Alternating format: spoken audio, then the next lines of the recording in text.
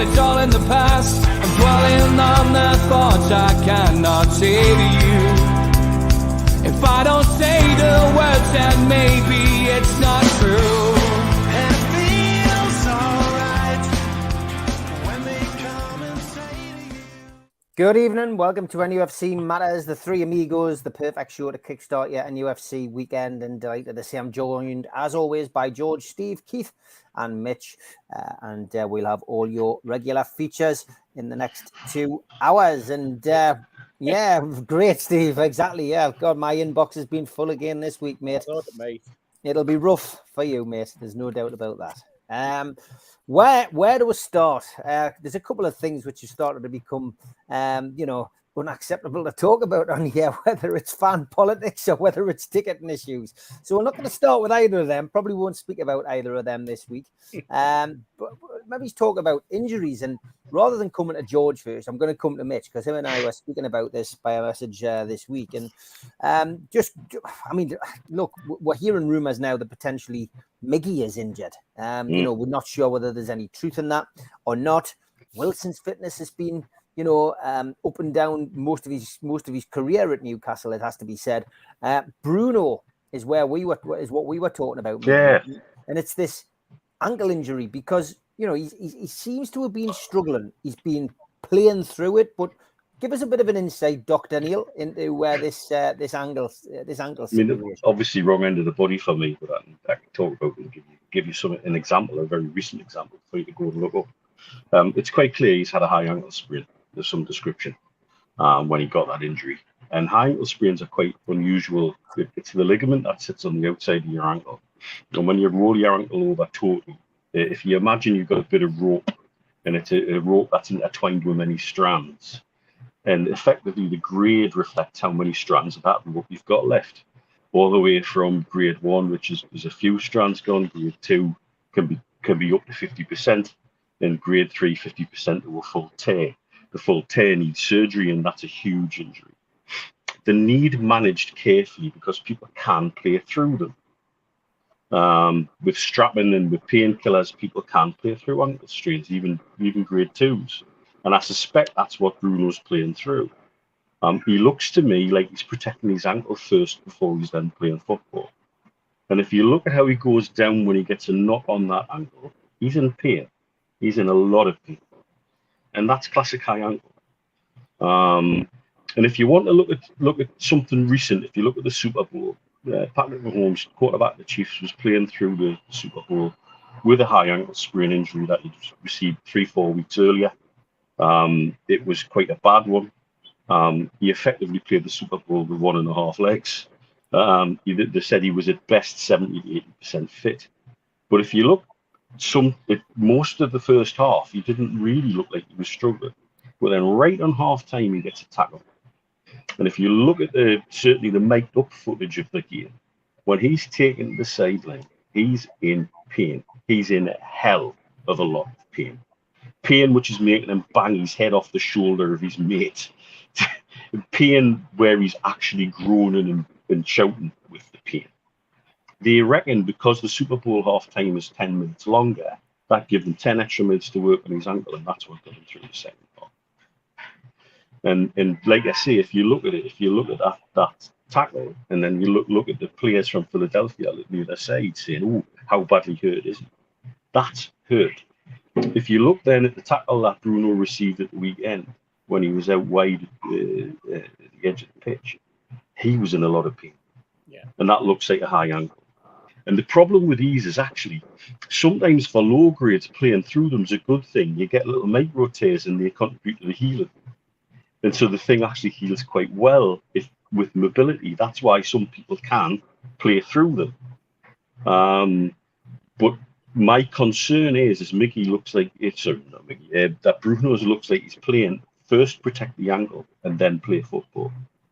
Usually his first touch, if you look at his first touch, it's away from the nearest player and then he's into his stride and he can go and play. He seems like he's taking 2 touches to get to that at the minute. And I think the first touch is to protect the ankle. I don't think we've got a lot of choice but to play him. And I think if he gets through tonight, I think we need shut down I think he needs to be training on his own. I think he needs to have a lot of rest and relaxation while they're over here in Dubai, and just work on that ankle to get it better. It's going to take another few weeks before he's 100%. I'm quite sure of that. I think this is a sort of a low to mid-grade 2 ankles, high ankle that he's dealing with. And what terrifies me is that going even further. Thankfully, high ankles, when they're managed right, people can play through them for a full season. But when they're managed wrong, again, let's go back to American football. Wide receiver Michael Thomas for the New Orleans Saints, one of the top wide receivers, he effectively missed a season and a half because they managed his high ankle sprain incorrect. And that's how bad it can be. And I worry that because we've got not a lot of choice, typical Bruno, you play through anything. I think a lot of these players would run through a brick wall for it. And that's what we love about them. But we've got to be so careful with these injuries, And I think if Miggy's out now for a time, I'm hearing Gordon's possibly out for 4 to 6 weeks, more likely 6 than 4. Again, which comes back to something my dad said, I think, last week about, in training, they obviously give no quarter and the players 200 miles an hour as well in training. But that's the way it is, and that's what we've got to cope with. And I'd rather have we're doing that than keeping the energy up on the pitch in batch days than easing off. But we're now seeing where we're threadbare and where we're short in the squad, I think. It sounded like the same injury as Harry Kane's been playing through for. Yes, mate. When the ankle gets rolled over like that, and that ligament on the outside of the ankle suffers damage of some sort, like I said, the best description I've heard is from Dr. Jesse Morse, who does something called the fantasy doctors with the NFL. He's an NFL doctor and he does all sorts. And it was his description that I've nicked about the rope and the freeing of the rope and the strands. Aye. And you're right. You're absolutely right. That's what Harry Kane's been playing. Oh, that's very kind of you. Oh, sorry, folks. We're getting just mute a few, Steve. I've had to mute him. I heard a doorbell going. I'm thinking it's at Chelsea Robs, and it's not. It's actually at. No, it's not. It's at Geordie George. It's me, Dad. Keith, you were the first person I heard say anything about Miggy, and of course now it seems to be, almost common knowledge. We'll wait to find out, of course, when Eddie Howe comes out and gives his little team talk later on. But what the hell are they doing in training, Keith? Because Gordon injured, a training injury. Miggy, if he's injured, training injury. We seem to be like kicking lumps out of each other. Surely that kind of go on with the squad we've got. It sounds like bloody thunder, but it's good when you've got somebody technical like Neil could talk about Jesse Morse and talk about threads, and with me, I'm more like to talk about Jesse J and say all I can tell you about ankle is you had a kick in it, I shout "Aya," and that's about it.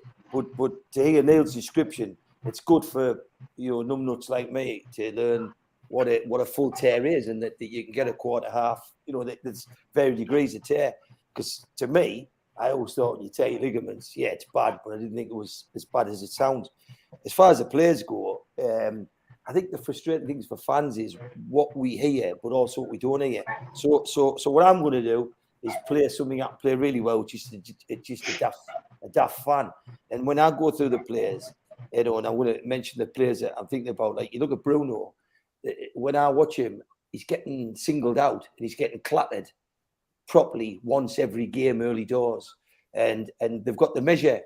And when I used to watch Newcastle when we were high press and unbeatable and on running so many games, we had more presence. So if you kicked Bruno, Joe Linton ran wild, and if you kicked Miggy, Trippier was overlapping, and it was just seemed as though everyone was on the game. But the minute we found out that our peril when Bruno got injured is that we rely on him so heavily that we don't have a replacement for him. We never got a defensive midfield player.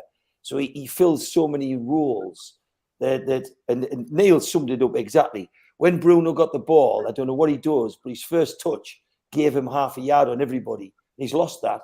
The poor lad, he's gone, and he seems to be taking 2 touches.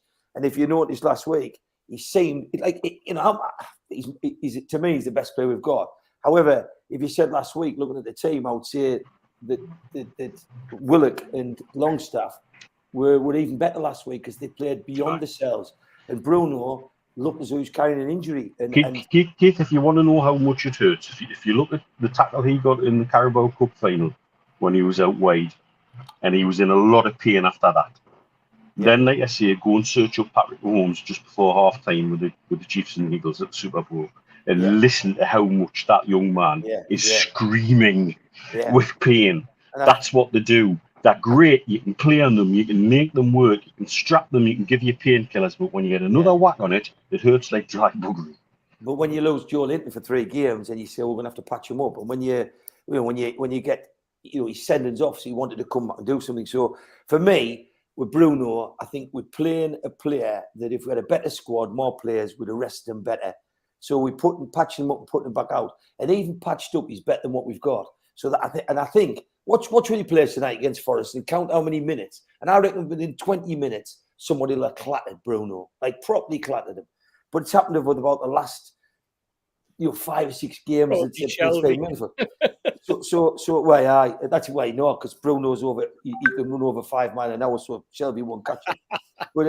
But when you go to other players, it's the frustration and not knowing. I think with Bruno, it's self-evident. When you look at players like Miggy, I was talking to the guy who's his pal who came over from South America last week, and he came over. Miggy looked after him, but he never met him when he was here, which sent an alarm bell ring. I said, "Bloody hell!" He says, "Well, I always do meet him, but he wasn't around." And I think his injury might have been from last week, and I think it'll be, I think if Miggy's injured, it's a bad one. I don't think Miggy loses a game because of a weak injury. I think. When Miggy gets an injury, it's scans and it's and I think it's something more serious. When you look at Shah, he's missing playing for Switzerland, and I was under the impression that Lascelles would have kept his game last week, and then the same Shah came through. But he's liable to do it again tonight. But have they kept him away from Switzerland so he can play for Newcastle? I don't know. But there's so much. But the one that confused me the most, Wilson. Because we had Eddie Howe last week turn around and said, I respect everything the manager says. He said, in any other team, and I'm going to use him in my words, in every other team, Isaac would be 100% for any other team. But for our team, he's only 90%. And I listened to it, and he says, because what were the demands we put on players, and we make them high press. And I get that. And if you've watched Newcastle of late, Wilson just isn't high press. Wilson jogs towards their player. He used to be. He was pre-World Cup. But he's not closing down like he used to. He looks like a bloke carrying injury. So I want to go on to what rumours you hear about that injury. So you sit there and you look at it and I think, Christ, that's harsh on Isaac, because Isaac was twice the man of Wilson last week. Like in that game, you can't compare the input or the output, of Wilson and Isaac. There was a mammoth difference. And for me, Isaac run his balls off and Wilson came on and for a part of the game and just didn't look up to the pace. So then the fans get frustrated because you think, well, what's the matter with Wilson? And what I don't know is why the club aren't telling us about Wilson. It must be strategic, but why they're not telling us? So you hear all the rumours. We've all talked offline and on our WhatsApp, and the rumours you hear on Wilson is he's got long COVID. And that's something that's been on to the World Cup. And then others say, oh, no, he's had a fallout with his missus. But the one that circulated this week is that he's got an injury. He's got a leg injury. And then somebody's saying he was bad after the game last week.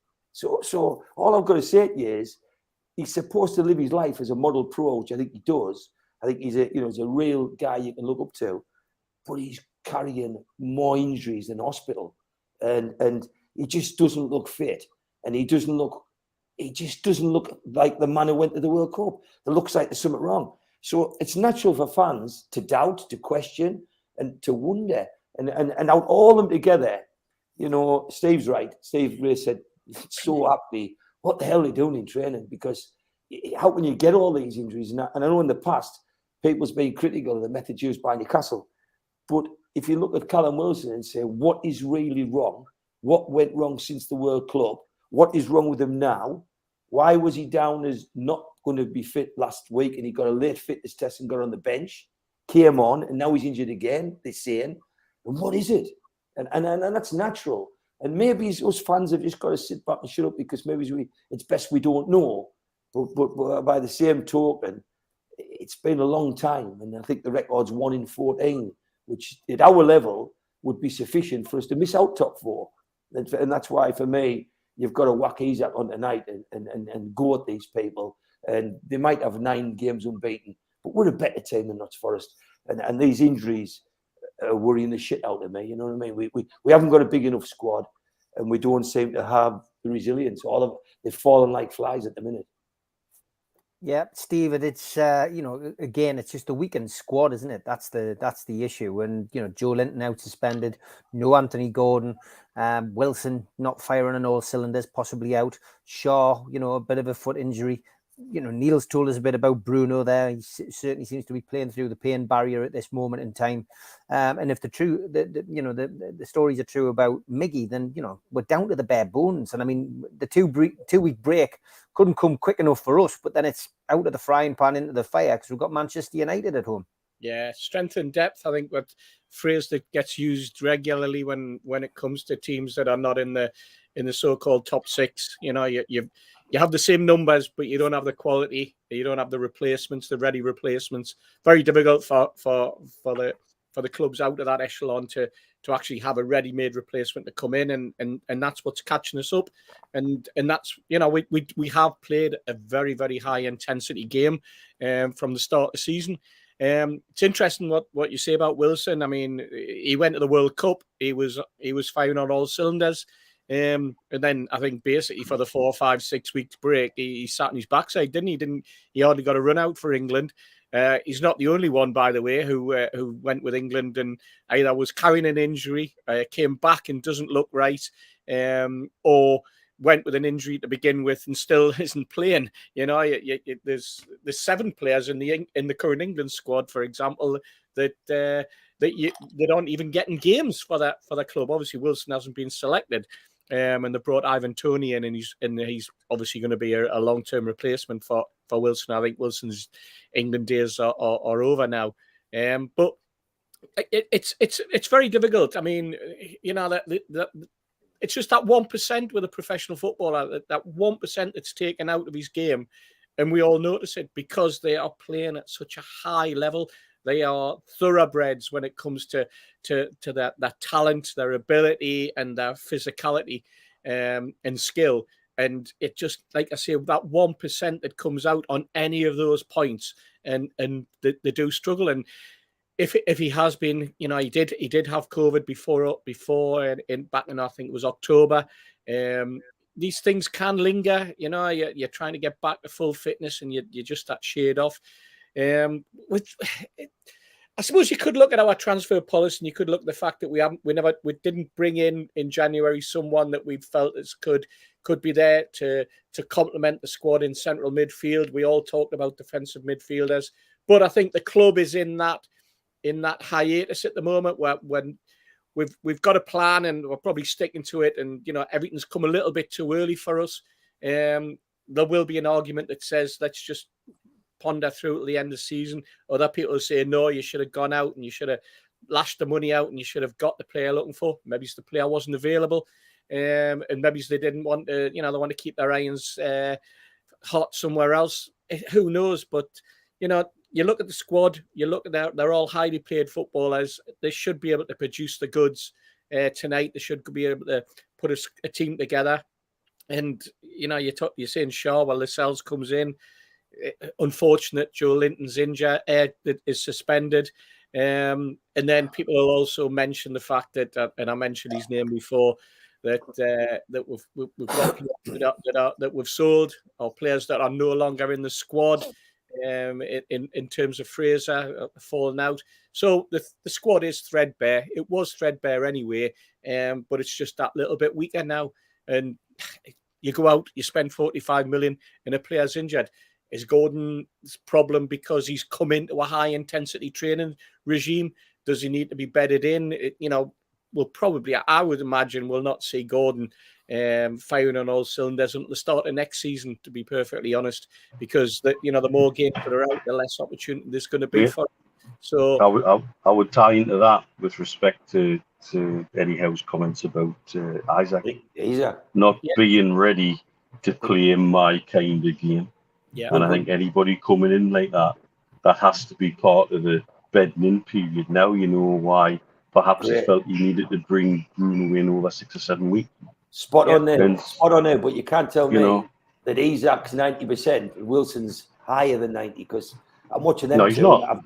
I've got eyes, and I'm my thinking, biggest worry with Isaac is the minute he's handing back the bloody Swedish medical team. Yeah, Christ. And that's the problem, Keith. You see, I mean, you've got it. If Isaac's injury is different to the type of injury or illness that Wilson's got, you're probably, as in Eddie Howe's camp, you're probably more reluctant to play Isaac for 90 minutes than you are to push Wilson in. And now he's in the situation where he's swapping them both because he kind of get 90 minutes out of either of them. I think the Isak injury was an awful lot worse than was made out. The length of time he was out tells you it was worse than it was originally. You know, the word was that he went with an injury to Sweden, and then it got exacerbated because they put him through a training regime that he shouldn't have had. He was carrying injury, should have been nurtured and looked after, but he didn't, or he wasn't. You know, and I think there's probably been words between the Swedish medical camp and the Newcastle medical team in that respect. So there's a lot going on, and I hear exactly what you're saying about, you know, you'd rather see Isak than a current Wilson. But can you imagine if Isak pulls up, we play Isak over 75, 80 minutes, and he pulls up in the 85th, because that's what we've ended up having to do. What it is doing, by the way, is it's giving Eddie Howe food for thought in terms of what he does with his substitutions, how he manages his substitutions, and how he manages the team. So in terms of, you know, you get a goal, and then you do you push for your second or your third, or is he quite happy now to settle for a draw and hope to snatch one like he did last weekend with a substitute coming on?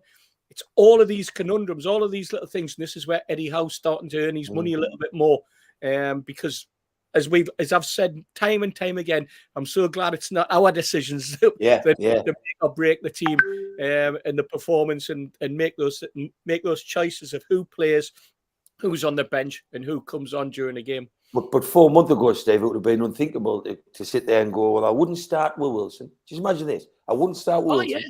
I'll bring him on after 60 minutes, and I'll save Isaac, and I'll start with Murphy from the off. You go, what? Have I missed something? In a perfect world, you'd play them both. You would look, and you think, and the story I'm hearing is Murphy's, you know, his future's secure, and he's going to be in there tonight, and you think, with chance to switch it on, it'll be the complete opposite. But the point you make is dead right. Is probably in this game, until you work and high press Forest and calm them down with a buoyant home form, maybe it's his best off start with Isaac and Murphy up top, and then bring Wilson in. But it's bloody worrying that Wilson was on a test. He was on a fitness test. I stood talking to you at the food bank last week on Sunday, and he was literally not going to be on the bench. And then he got a fitness test and got on the bench, then came on. And you think, well, he's passed the fitness test. He's come on. He's only played X minutes. He's got all this week, from Sunday till Friday to get better. And then he's saying, people are saying, oh, he's got another injury. And you're thinking, Jesus. Does that not tell you how weak and threadbare the squad is? Yeah, but it tells us also that fans within the right to sit there and say, what's happening? And Steve Wraith opened the conversation with that, which for me is spot on. What's happening in training? Because I'm sure they're doing the right things in training. But for lads like us who are sitting on the sideline, we're thinking, Jesus Christ, they drop, and I don't mean dropping like flies in a negative way that they're not trying. We're just losing man after man after man. You know what I mean? It's scary what's happening in Newcastle at the minute. If we want it bad enough, we'll get fourth. If we want it bad enough, we'll get fourth in the league. This could be a wonderful opportunity for young Elliot Anderson. Yeah, that's what I was thinking about today. Yeah, it would be. George, what's your take? I'll unmute you now, mate, because I've got to be honest, I didn't realise that you were entertaining guests. And the next thing I know, I've got the doorbell going, I've got you turning round in your chair, having a conversation, and I'm wondering, where is that coming from? It was my lovely friend Shelley brought us some shopping that I wasn't expecting, and Shelley's not the sort of girl that you say no to for anything. I mean, she's really, George. Oh, absolutely. After 9 o'clock, George. No. Oh, George, the family show, son. Well, apart from that, just chairman of the Low Tyneside Bench of Magistrates as well. So anyway, back to football, if you want us to. That is Yeah, go on. the first thing is that I was listening to Steve saying about Ivan Toney, sure bet to be Callum Wilson's replacement.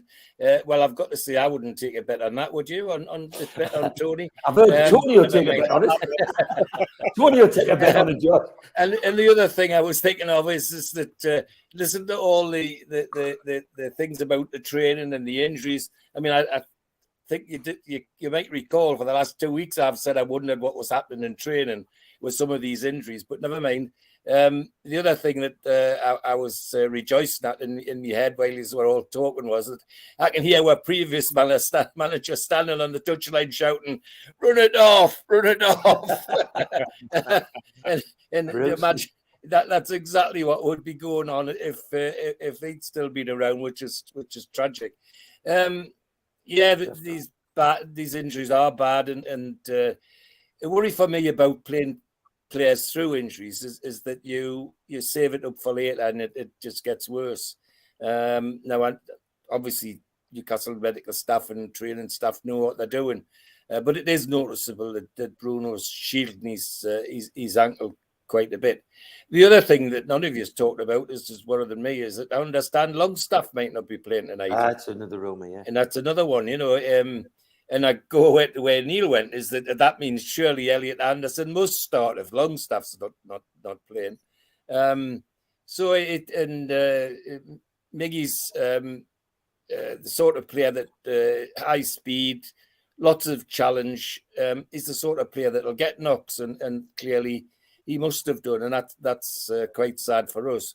But it does go back to the premise that you've all talked about, and Steve started with, and that is that how thin our squad is, how threadbare we are, and in terms of replacements. The other thing that does intrigue me, having said about playing on injuries and trying to carry on, even in my limited experience, there was been two great players during my time at Newcastle United who exactly tried to do that. Tony Green was one of them, and George Dalton was the other, and both that ended their careers.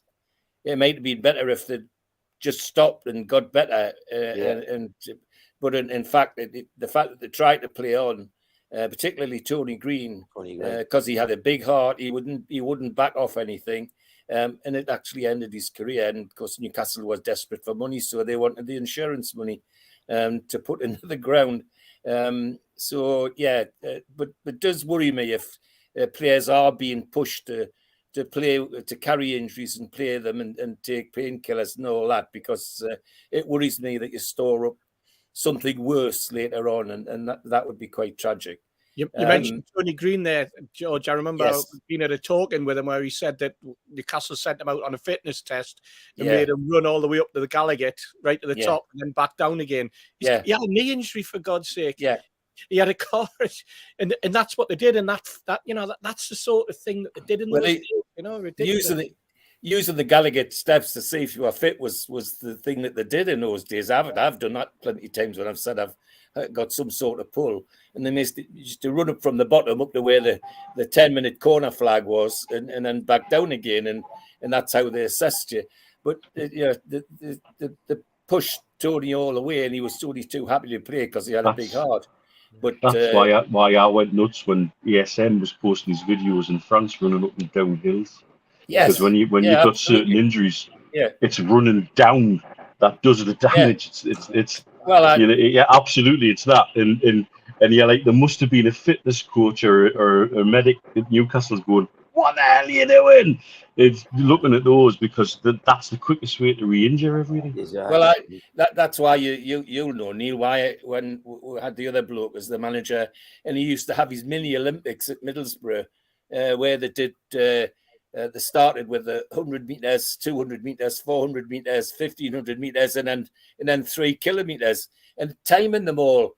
Well, some of those players like Dwight Gale, who had terrible time with strains and pulls, and other members of the squad needed muscle management. They didn't need muscle building, and they were being destroyed with all this hard running.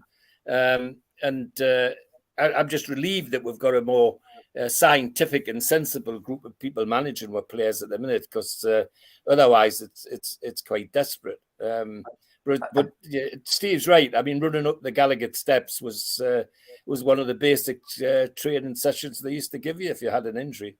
I think Newcastle nowadays, George. I think in them days. I mean, Tony Green to me was he was probably someone you talk in the same breath as Peter Beardsley. He was a world beater, and he just to watch him was just unbelievable player. I did hear that they mismanaged him, but nowadays I think you've got more trouble stopping people like Bruno wanting to play than the likes of these coaches being stupid enough to force him to play. I think the common sense and the standard of coaching at Newcastle will be far, far higher. And even though we threadbare, I think they wouldn't risk a player Bruno's ilk for the sake of patching up and getting him out there. I think the problem with Bruno is, I think he's a person who would probably play through the pain barrier because of his love for the club and love for football. I think that's the risk there. Well, that's true about Tony Green as well. He had a heart as big as a lion, which was one of his problems, and would run through brick walls for the club. So, I don't know the ins and outs, but when it got to a certain stage, my information is that they were so keen to get their hands on the insurance money because they were hard up. They were happy to let Tony Green go, and he retired. And that's but for me, Tony Green would have been not just a good player or a great player, one of the best. He would have been world class if he'd continued. In my opinion, he's unbelievable player. Yeah, one of the best players I ever saw. Yeah, no doubt about it. Okay, 30 minutes into the show. God, that's passed over quickly. Time for tweet of the week.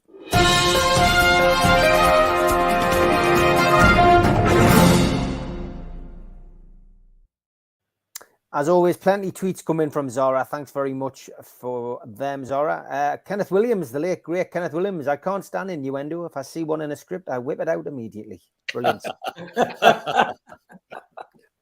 Always good. Yeah. I was sent this one, a Mackem glove. I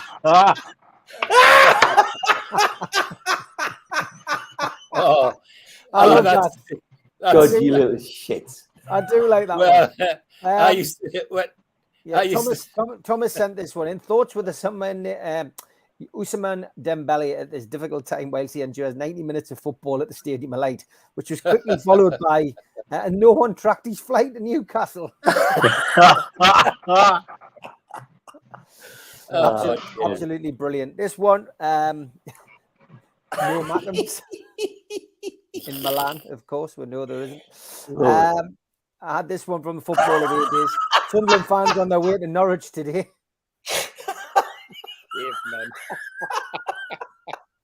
And shocking support for the Mackems tonight, or are they dressed as pink seats forever, saying they pack their ground and they lost 2-1. I did notice that was too cold for the Sunderland fans that night. I think too cold. Mackem's losing and Don Goodman sounds devastated. Glorious, said Lee. And good to see Sunderland showing solidarity with Gary Lineker by refusing to appear on Match of the Day either. Well done, weary side. Thanks to Tom Dixon for passing that one over to us. Lindsay, sitting in the Strawberry, Wolves fans singing and enjoying themselves. I can't help but think if you went to any other club in the country and sang like that in a pub outside the home team's ground, you wouldn't get away with it. Another thing that makes our city great. Very true, Lindsay. Very true. Phil Chapman, footballers should keep their noses out of politics and stick to feeding starving children. Oh dear. Good point, though. Stop the boats so we can take care of our own. I live in poverty due to government policy, cold and hungry. Yes, very good. And Ben Stevens, I wonder if the brown-eyed girl does remember when she and Van used to sing sha-la-la-la-la-la-la-la-la-di-da. And I wonder if she's like, man, that was pretty weird in my life. Very good, Ben. Keith Gow, Americans will use anything but the metric system. Latest in space. Breaking. An asteroid the size of about 69 American alligators will pass by Earth on Tuesday. That is very American. Stu Benman makes it this week. Not wanting to pick faults in a much needed and deserved win, but Sven Botman Esquire, you owe me for the 3-1. Yes. Got a good point, like, good point. Certainly That. does. Big miss at the end. Display name goes here. I see Kirk Hammett is experiencing the thing that happens to some aging rock stars when they start to look like your auntie's friend Jean. I did notice a Steve Hasty lookalike in there on the on the left hand side as well. And Empire of the Cup, Real Madrid really do have our number, don't they? Is this how Everton feel? Probably. And French football comedians FF Lowe's and Pan de Mercure have arrived in London to give Harry Kane the ball back from his penalty in the World Cup quarterfinals. It's a joke that keeps on giving. Gary Neville with no one on final score today. I thought I would bring you the early kickoff result. Bournemouth 1, Liverpool 0, and they're playing so well. Followed up by this one. Jimmy Shell says, a Liverpool fan just told me he's looking for a good holiday in the UK. I told him you can't beat Bournemouth. Jimmy from the US of A, as always, on the ball with stuff on Twitter. He says, I don't care if this is the last roast on earth. I'm not eating it. Thanks, God almighty. Thanks, Jimmy. That was a good one. Jules sent this one. I sexually identify myself as a microwave meal. I'm ready in 3 minutes and I don't look nothing like my pics. Thanks, Jules. Another one from Jimmy. I don't know who this dog is or why he's banned from the park, but he certainly seems like a lot of fun. Only in America. Ian Hull, thanks. Most buffaloes do not actually have wings. It's a quick animal fact. That started a debate, actually. Neil said most. Most. That's when I started pulling this face. At any given time, the urge to sing The Lion Sleeps Tonight is just a whim away, a whim away, a whim away. Oh, dear me.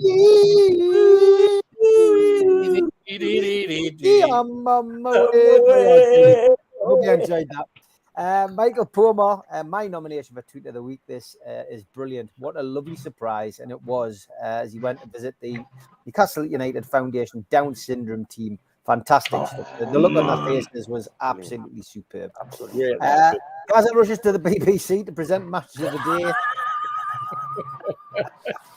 There was a few of them kicking around at the weekend. And this cat was stung by a bee and now looks like half the girls on my estate.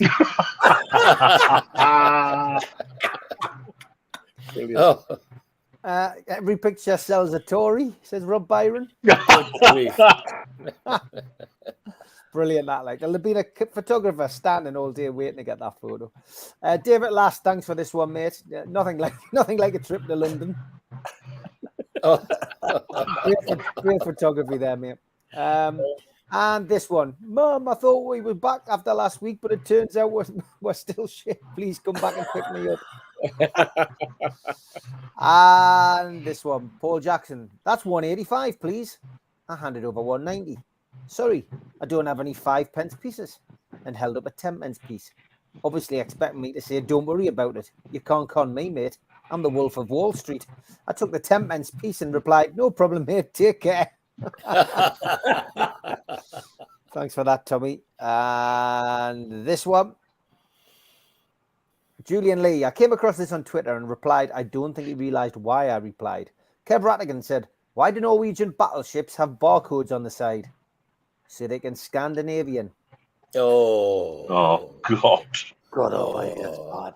It is, isn't it? That's Ellis. Definitely one for the snooker player. I wonder if somewhere John Terry is practicing an auto cue, said David Badil. John Terry says, don't use my name for a cheap laugh on social media. Dan goes, or what? You'll shag his wife.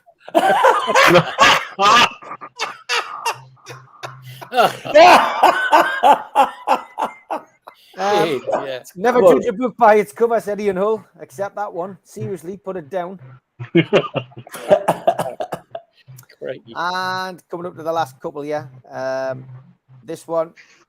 Gary Lineker is perfectly entitled to freedom of speech, but like all of us, not freedom of consequence. Hashtag Lineker. Sign a contract of services with neutrality and no disrepute clauses, you get consequenced. As for the rest of them, I would fire the lot of them. E. Sunderland said, literally everything you say is vomit. Simon Jordan's quick reply was, okay, Sunderland is the greatest football club and its fans are the best in the Northeast. Oh, I love that. I love Simon Jordan. Full stop. That.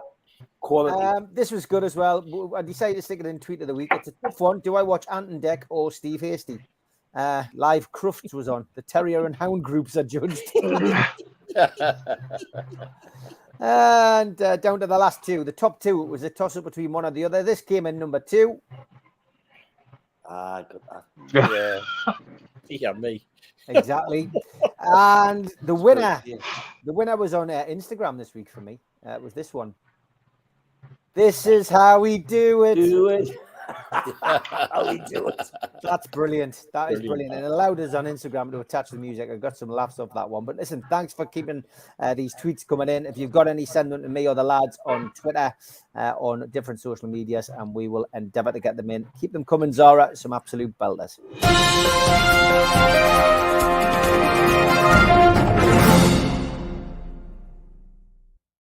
Those of you who watch Rock and Rob's show, which I do at the weekend now, where we cover music albums, he's a Hearts fan, and he looks out for Darren Qual for me. And we usually get a little bit of an update on the show. Good evening, Rob. I know you're in the chat. What do you guys think about giving him a chance to come back? George, I'll start with you. Ian Toon Trade has asked tonight, Wilson should be nowhere near the first team, but we've no other choice. Would anyone bring Kual back as backup at least now? Because he is our player, George. He's not getting many opportunities up there. They say that he's the next best thing, the next big thing.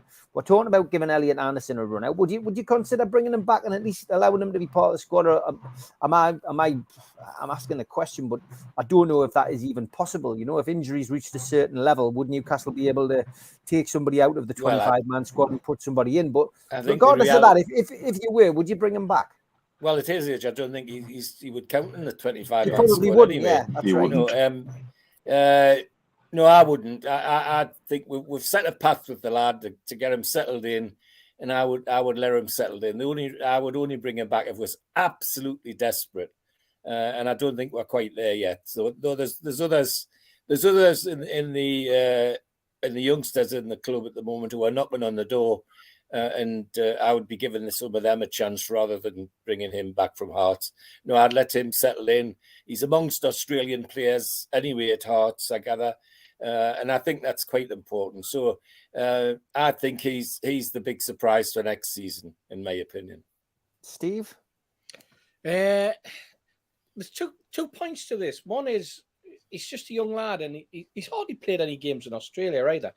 And I'm sure that the reason we sent him to Hearts was to give him the opportunity to develop as a development player rather than somebody that we would throw straight into the Premier League.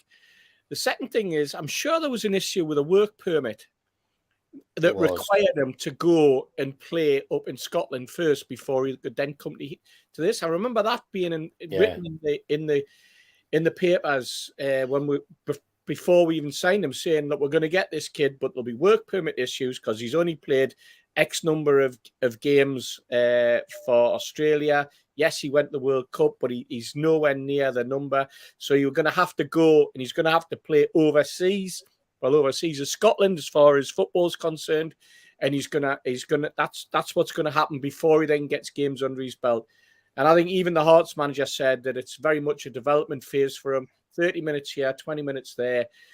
Just gradually getting him into that sort of understanding and the physicality of the game, what's expected of him, and to muscle up and to mature. If you look at Murphy when he first came, there was nothing on him. You look at him now; he's a totally different player. You know, he's totally different build, physique, everything about him. When he first came and got into the team, and he was straight out again because literally, you went over, you went boot him, and he was over. It was, he was so weak. this is what they're gonna have to do with Cole. As I say, he's only an 18-year-old kid, so I don't think they would even contemplate bringing him back. I think it's very much part of a long-term plan that he spends a little bit of time up there and he gets used to the physicality of the game, gets used to the pace of football in Europe as opposed to the pace of the football that he's been playing in Australia. And hopefully come the summer he comes back and he'll be in on the under-21s as a by then presumably 19-year-old, and we'll see a different player. Also remember, he hasn't had that time as like an academy player and be someone who comes into our own development squad and has been monitored and physically looked after, and you've got all the data on exactly how he's performing, which is what happens within the under 18s and the under 21 squad. So I think it's just very much the fact that where he's come from and where he is in his own development. Yeah, he might be a great player, but we hope he is. But we'll soon find out next summer. Steve, can I come back a minute just to show how Hearts are looking after him? I've watched a little bit on Sky when the Scottish match is on, and there are a couple of Scottish teams, or 3 even, that have got plastic pitches. And when Hearts have been going to play on plastic pitches, they haven't even put him in their squad for the fear of him getting injured on the plastic pitches in Scotland. So that's how much they're looking after him, and I think that's great. Sorry. No, you're right, George. You're right. Okay. What about you, Keith? Would you bring the youngster back, or just let him let him continue in that in the Hearts team, getting a little bit of experience? I'd leave him there because he'll be getting. I've already had feedback from people who watch Scottish football, the Scottish Premier League every week, and what they say is that he's got talent. I mean, there's no doubt about that. You don't take the World Cup, you haven't got talent, but he just hasn't. He hasn't got the maturity or the development yet. And I was talking to a lad who watches Hearts, and he said there's a lot of naivety in his play. So I think he's a long, long way away. And I think that if you look at Newcastle, I think when you've got people like Matt Ritchie, they can maybe give you 50, 60 minutes. You've got Matt Targets to come back. You've got a couple of full-backs that start to get back into the squad. And you've got kids at Newcastle like the Miley brothers and people like that. And you've got a lot of kids coming through that they can use. I think you're a long way off. Talking to people up there, they're saying that they do protect him at Hearts, but they're saying that he came in one game and they're nearly going to take him off during the same game. He's just learning. He's learning his trade. He hasn't played a lot of games in Australia, and he hasn't played a lot of games for the national side. And they're saying that the national coach is looking forward to getting him back, the Australian national side, because there's a lot of the older players protect him. But he's very much a naive 18-year-old. He's got a lot of development to do. Christ, I pray he's the right one, but I don't think he's anybody that could bring someone to the Premier League, right today. I think he's learning. The other thing that they're saying that the Scottish football is typically aggressive, and it's, you don't get time to dwell on the ball. And they said when they've watched them, they said he wants more time on the ball than what people will give him. It'll be a great lesson for him. It'll be a great lesson to tell him. I mean, he couldn't learn off anybody better than Bruno. When Bruno gets the ball, people come charging in, and like Mitch said earlier, he does something that gives him half a yard. And the young lad at Kowal's got to learn all this yet, and he's learning in a bloody hard league. You might be playing Celtic or Rangers in front of 40,000 one week, but then you might be playing in front of 3,000 or 4,000 another week, and I don't know. It'll be a real wake up, and it'll be a great development. And I think sending him there was a clever trick. They say they're looking after him. He's not ready for this now. He's not the answer at Newcastle this season. Certainly not. Lots of opinions coming in. We've got no depth, as shown. Why we're not playing 18-year-olds? Garnacho, Alanga, Elliott, Cavallo. Kowal's an option for the last 10 minutes. Pace for days. We've got to stop being cautious. Problem is, we keep anyone who gets elevated to the first team seems to be taking place in murder ball or something, or the equivalent. Mitch, go on, give us your views on there's being cautious and managing a young man who's literally moved halfway around the world. Putting them in Hearts with other Aussies is exactly the plan, about letting them settle in to the UK, letting them get some game time, letting them develop as a player on the training pitch and as a person. And I think lumping all that pressure on a young man. Ask my mate Tony Roma about what happens when that happens. Yeah. When he's on the back page as the next Jackie Milburn. How heavy does that number 9 shirt feel the next time you put it on? Very heavy. And I love Tony to bits, and he did great things with his career, but he could have done a lot more. And I think part of what broke him was that pressure. And I don't want to see that on Keural at all, because we do have one of the world's best young talents on our books, but he needs managed. And people laying into shoulder about being a terrible loan manager and about being an Ashley man. I'm sorry, I had the pleasure of speaking to him and spending some time with him in Riyadh, as he did as well. And he's very much integrated into the Ashworth Howe sort of dynamic. And he's very much now part of the team. And he's doing things in conjunction with everybody else. He's not out there sitting with his finger on his arse, just plucking teams out of the air to send young players to. He's doing it in conjunction with the whole bigger picture and the bigger plan. And I think if they think that's right, we've got to back it. But this is also where, when we've had talks in the last couple of weeks about the multi-club model, the owners wanting multi-clubs in different leagues. This is where if we had a team in Belgium that was flitting between the top flight and the second division at Belgium, that we could send young players like Keural out for a full season and say, right, go and get your time, go and get your development, go and do your stuff. No pressure, away from the limelight, no pressure, just be you, express yourself and enjoy yourself. And then we get back either a more finished article who we can then unleash into the squad, or a young man who's played on the continent who may attract the interest of other clubs who we could then sell on at a profit. And that's the whole advantage of that going forward. And I think we've just got to let Keural be what they have planned for him, and we worry about the players that are in Newcastle and in the squad and in and around the squad. And maybe it's time to bring some of the younger kids in. But like I said before, this is a fantastic opportunity for young Elliot Anderson, somebody who's benefited from going out on loan for a season and making a little name for himself. And now, when he's been told you will get game time, this is where we need him to step up to the plate. This is make or break for him, maybe. And I would love to see him grab it with both hands and show me what he can do. Go out there on the city. If he's playing tonight, if he's at the City Ground tonight, he's in the starting 11. Come on then, show it.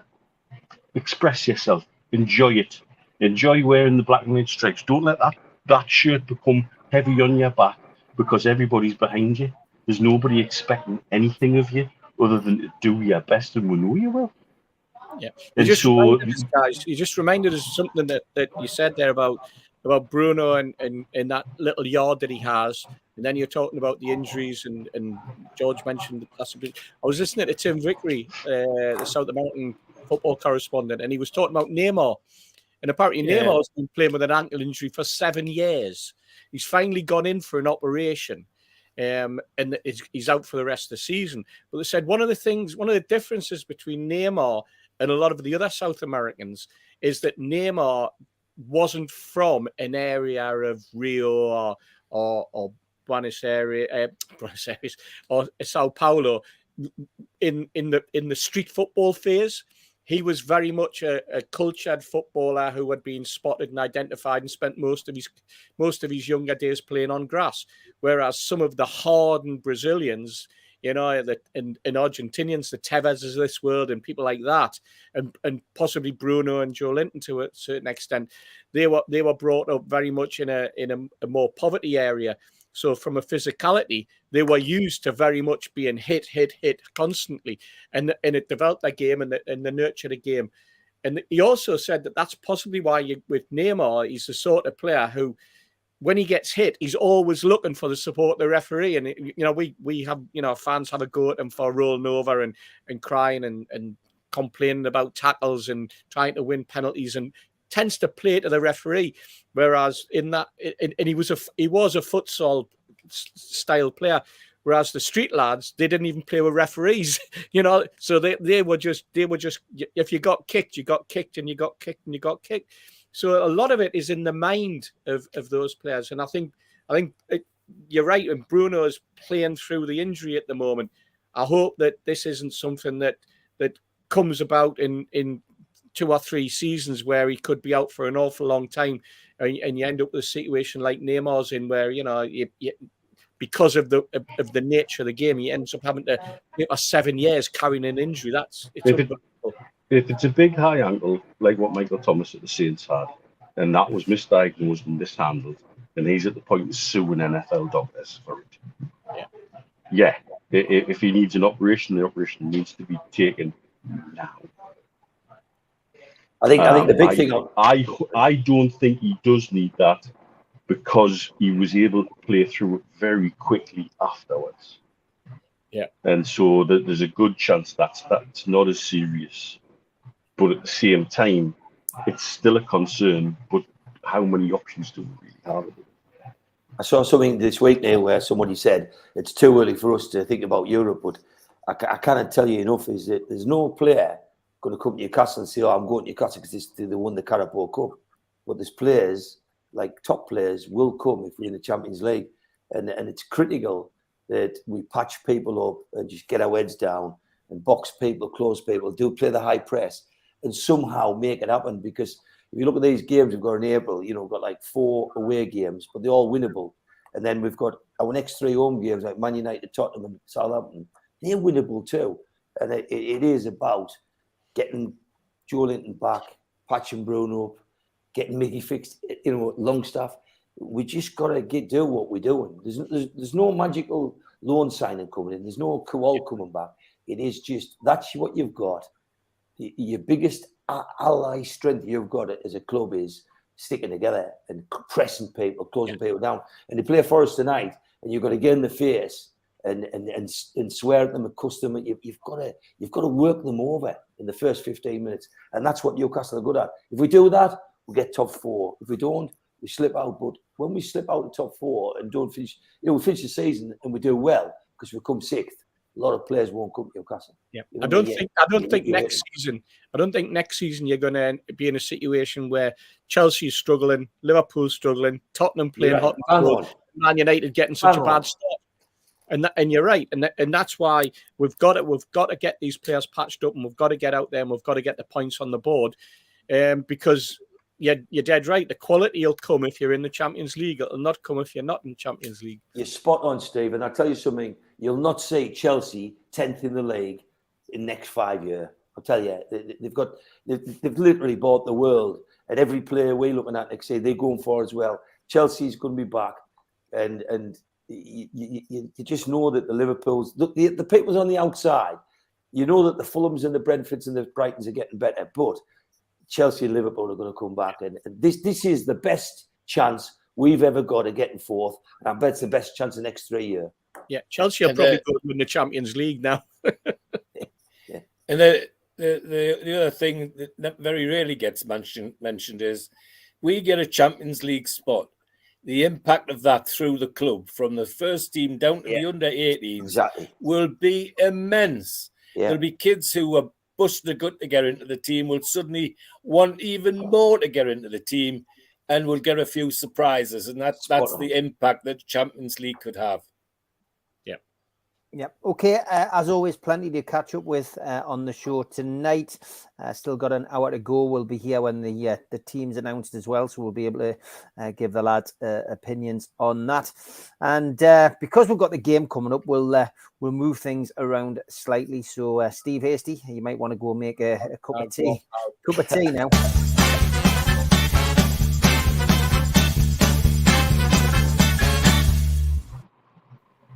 Tune lookalike, and as always, the inbox was pinging from the end of last week's show, it has to be said. And Mike Gent was first in with this one. He says it's a double whammy. Not only is it Friday, but it's Paddy's Day too. To that one. Keep smiling and shining, and please look after yourself and have a good one. He says, and here's my lookalike contender, Steve Hasty. It's just a picture of a dog. This one was from Jacob. He says, I see you getting Steve Hasty and Joe some acting work with you now. That's a great picture, by the way. Me, Joe, and Steve Hasty all in one picture. It's a Hasty one. Steve Hasty's a woman. It's, this isn't though.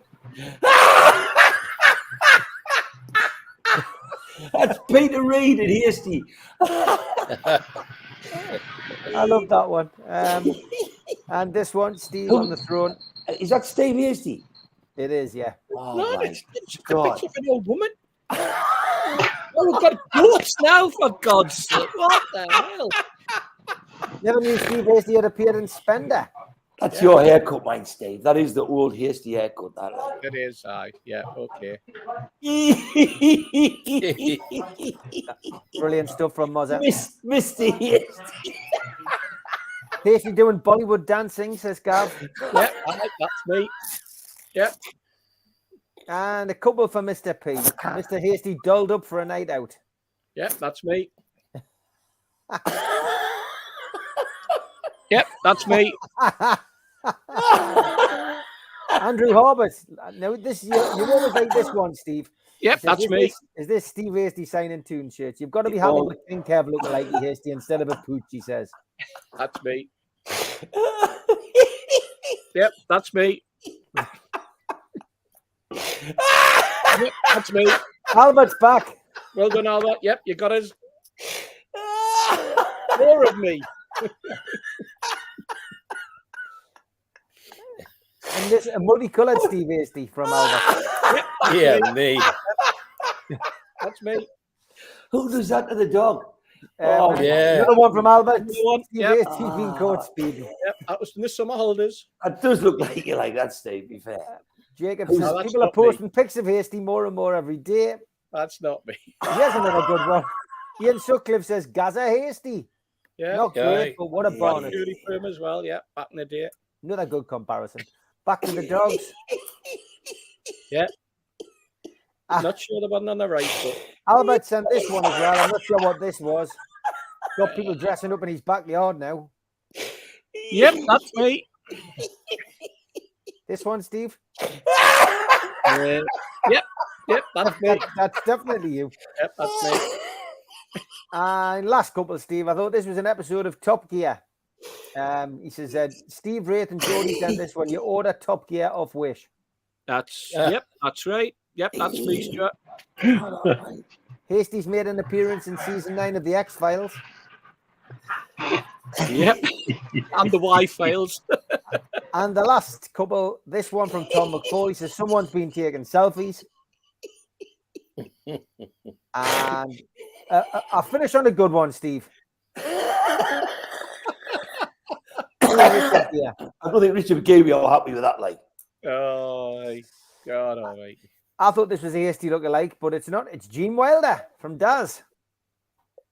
So That's John aye. Brownlow. From Brownlee, that isn't John it? Brownlee, aye. Aye. Brownlee, yeah. Fullback, aye. This one, Stu's elation turned to tears after the Botman miss. That's class, that.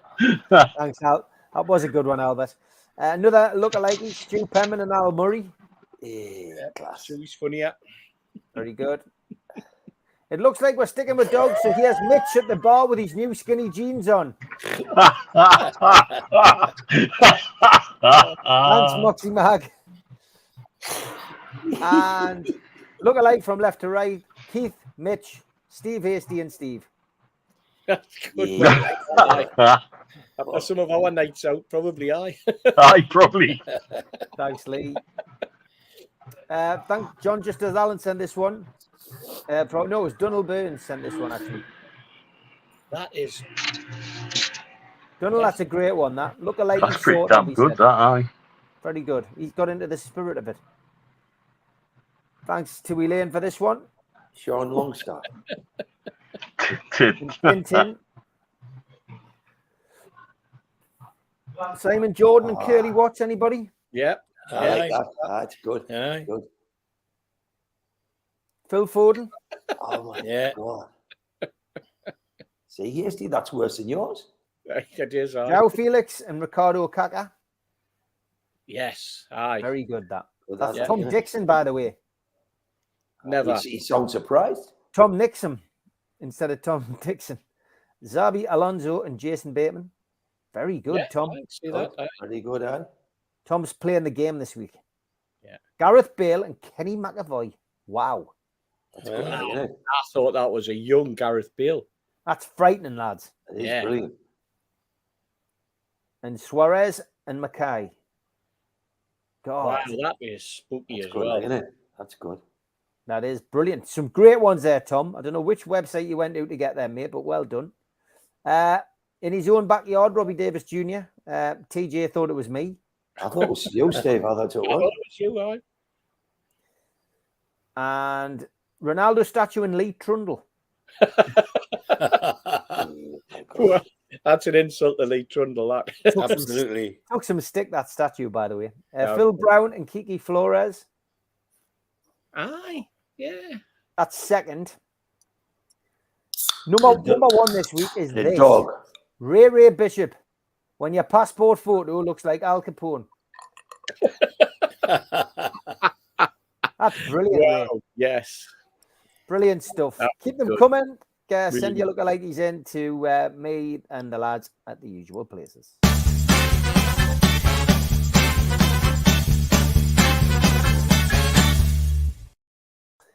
John starts his Q-Tech giveaway again. 5 foot 10 inches is your first clue.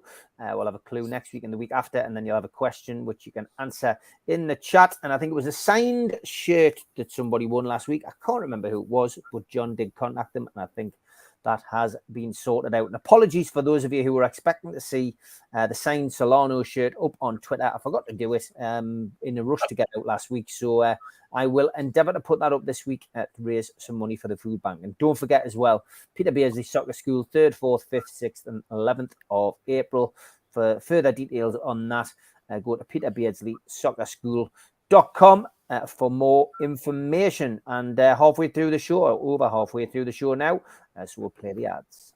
A big thanks to all our sponsors, Skips and Bins. You can find them at skipsandbins.com. Telephone 0800 25 45 25 3. Email inquiries at skipsandbins.com. Easy contract, free and pay as you go, waste collection. Thanks to Mr. Vicky's sauces, which are handmade in Cumbria. You can order them from mrvickies.co.uk or by calling 01768 210 102. Welcome aboard to Fruy Vita Getaways. You can email them at fruivitagetaways@gmail.com. Call or text them 0792 842 7895. Please join and share their Facebook group as well at Fruy Vita Getaways. Book your holidays or short breaks in the UK or around the world with them. Let them find your happy place. ABTA and ATOL registered. Thanks to Media Arts for all the help with the video side of things. And thanks to qtechshop.co.uk, the makers of pool tables and snooker tables in Wallsend, Newcastle. And the guys who run our website, NUFCmatters.com, where you can buy lots of t-shirts and merchandise. If you want to subscribe to the show, hit the subscribe button underneath this video today. It is free to do so. Hit the thumb up to like the video. It's good for the algorithm. And click share to share to your other social media. If you do subscribe, we do send you a free car sticker. To get that, email john@nufcmatters.com and he'll post you one out. If you want to join the NUFC Matters cult, then put your smartphone over this QR code now and it will take you straight there. Alternatively, go to the website, nufcmatters.com, and you can join for a one-off payment of £25. You'll receive a cup, a pen, a membership card, and a scarf, and entry into the monthly draw. You can also join via YouTube, and if you click join beneath the video, you will see a variety of prices and how you can support the channel. You can alternatively make a donation with a super chat in the chat tonight. Just click the $sign. We're also available on iTunes and Spotify and other podcast providers. We also help the food bank on this show. NUFCfansfoodbank.co.uk is where you'll find the matchday bucket, and you can make a virtual donation 365 days of the year. As always, we've got a whole host of events coming up throughout the year. An evening with Nobby Solano takes place on Saturday, the 25th of March at the Tyneside Irish Centre. Tickets £15. Book now at nufcmatters.com. An evening with Peter Beardsley at Leamington Labour Club. Tickets are £20. 31st of March, and you can get them direct from the venue. An evening with Nobby Solano, Good Friday, the 7th of April at 4 p.m. Tickets are a tenner and available behind the bar at Felling Cricket Club in Gateshead. An evening with Supermac, hosted by Gibbo at the Tynemouth Surf Cafe, Tuesday the 11th of April. And tickets direct from the venue. This is a limited ticket event, only 35 tickets available, so book soon.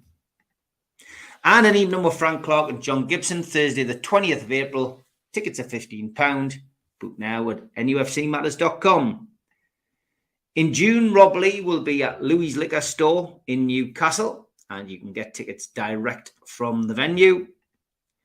And an evening with Rob Lee, Lee Clark, John Beresford takes place the following evening, Friday the 2nd of June at the Grand Hotel in Gosforth.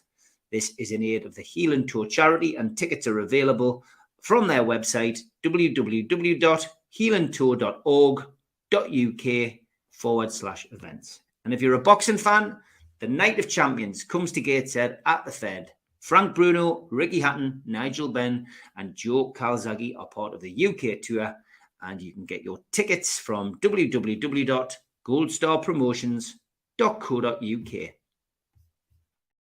Couple of the events to announce. John Anderson is at the Tynemouth Surf Cafe Tuesday the 18th of April, so get yourself down there. Tickets available direct from the venue. Don't forget there's only 35 tickets available for the events that we do down there, and those tickets are selling fast. A little bit further along the coast, Laurels in Whitley Bay are doing an evening with Nobby Solano, and they've got limited tickets available for that now. Tickets are £15 and available again from Laurels, the venue. And if you've got nothing to do this Sunday, first of all, you could get yourself along to see that wonderful play. I love it if we beat them. I went along on the press night. It was fantastic to get along to see it. Some great local actors, great bit of writing that if you like your football and your politics. But after the show on Sunday, there is going to be a discussion at 7 o'clock, football and politics panel discussion. George Culkin is hosting it. Ian Mearns, of course, he was going to come on the show tonight, but sadly got tied up with MP's work, as MPs do. But he will be involved in the panel. Davy Nellist, who of course is one of the actors in the play, and Steve Harper is also going to be on stage for that as well. For a football and politics panel discussion. Well worth going along. If you book now via the Live Theatre website, you'll get a discounted ticket for the talk in afterwards, as long as you go into the play first. Look for something to do on Sunday. Get yourself along. Going to be well worth the visit. Okay, got to squeeze a lot in, as I say, because we will be looking ahead to Forest very, very soon. And we do like to have some loud music to test your sound system on your television.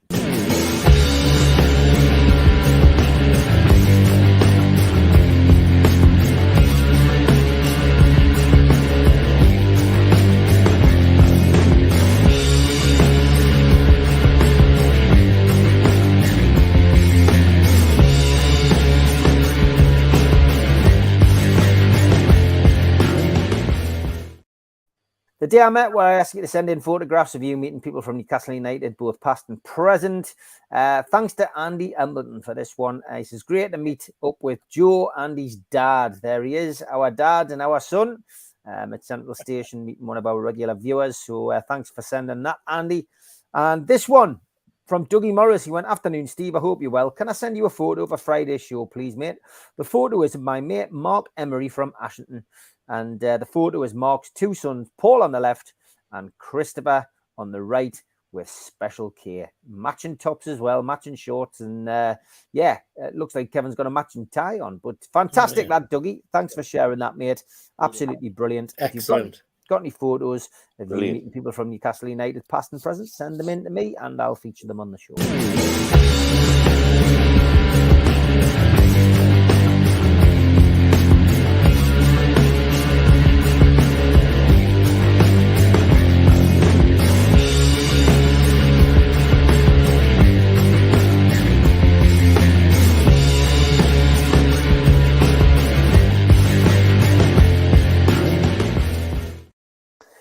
No Toon tipster tonight. He seems to have gone AWOL and missing in action, but we did get the Toon Stato video from Andre across in Bulgaria, so we'll have him now.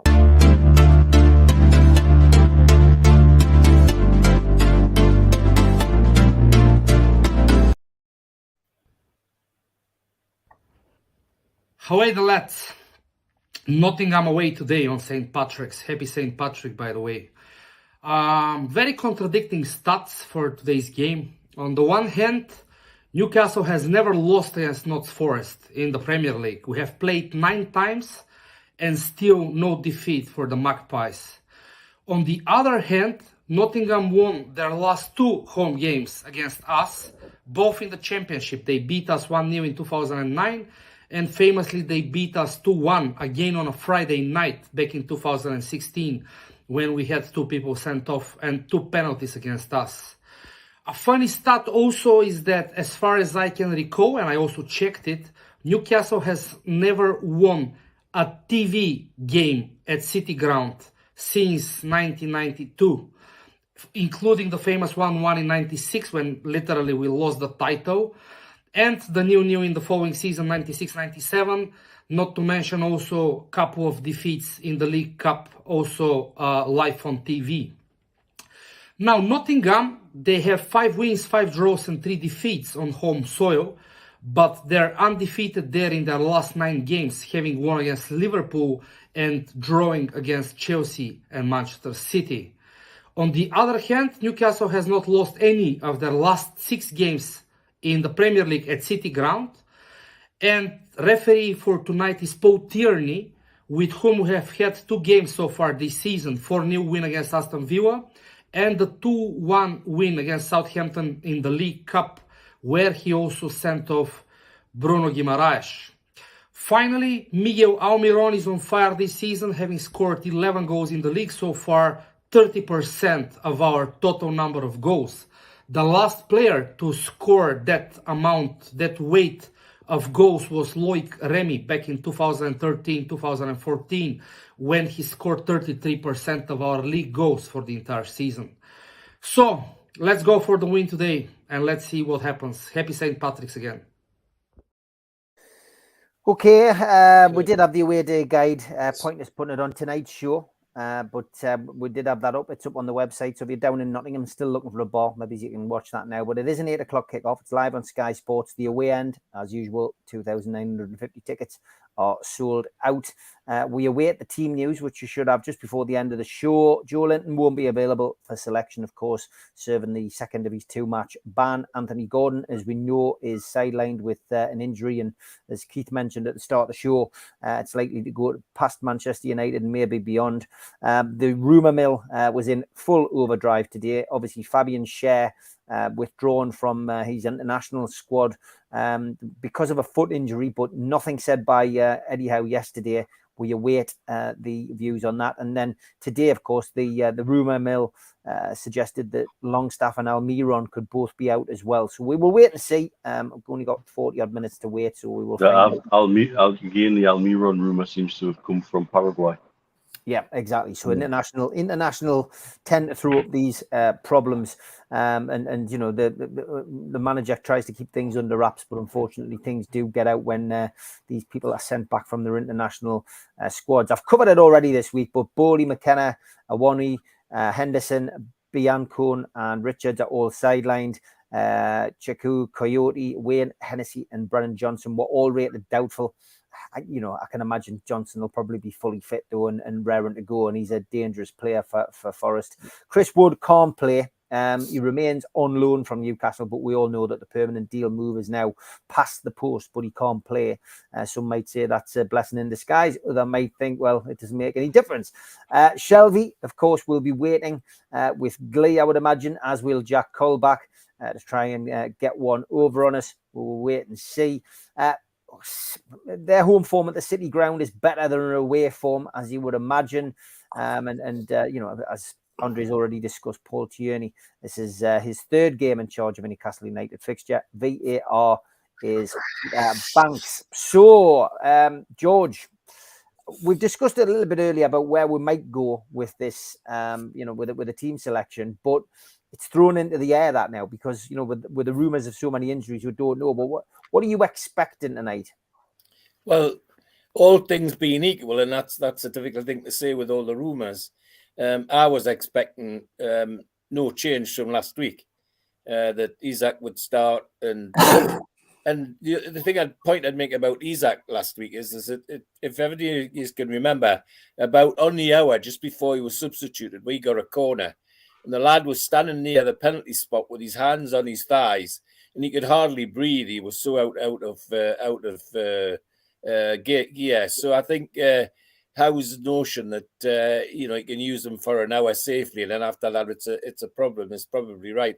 But I would looking forward to seeing an unchanged team for the first time for a while, and if there are enforced changes with Longstaff and so on, I want them to be brave and slip on people like Elliot Anderson, give them a go from the start rather than just keep them hugging the bench all the time.